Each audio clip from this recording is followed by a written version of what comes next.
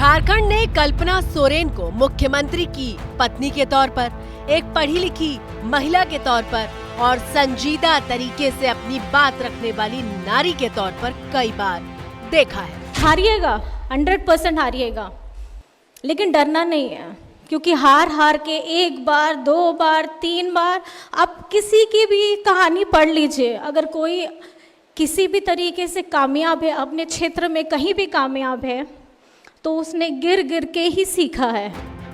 लेकिन कल्पना सोरेन सीधे तौर पर कभी राजनीति का हिस्सा नहीं रही है। ऐसे में अगर वो सीधे मुख्यमंत्री बनाई जाती है तो क्या होगा, ये सवाल हर किसी के जहन में कौंध रहा है।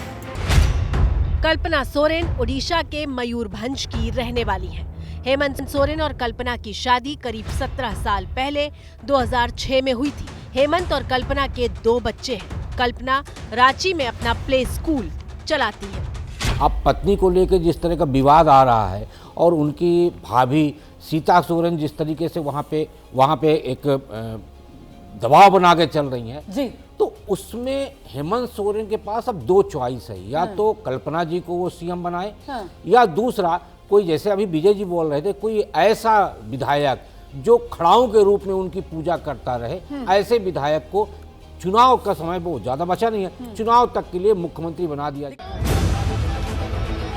सवाल यह है कि हेमंत सोरेन के खिलाफ वो कौन सा मामला है जिसके फेर में फंसकर कुर्सी हेमंत के हाथ से निकलने वाली है। तो जवाब के लिए देखिए ये तस्वीर। झारखंड की राजधानी रांची से करीब 30 किलोमीटर दूर है अनगढ़ा का ये इलाका।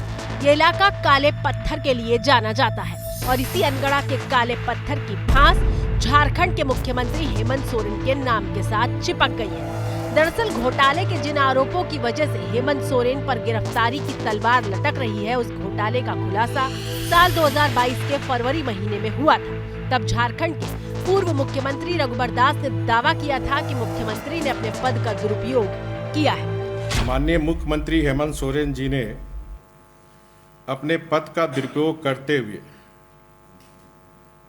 मुख्यमंत्री रहते हुए, अपने नाम पर पत्थर खदान की स्वीकृति लेने का काम किया है। इन आरोपों के बाद एबीपी न्यूज संवाददाता मनोज्ञा लोईवाल अनगढ़ा में उस जमीन तक पहुंची थी जिसे लेकर हेमंत सोरेन पर घोटाले के आरोप लगे थे।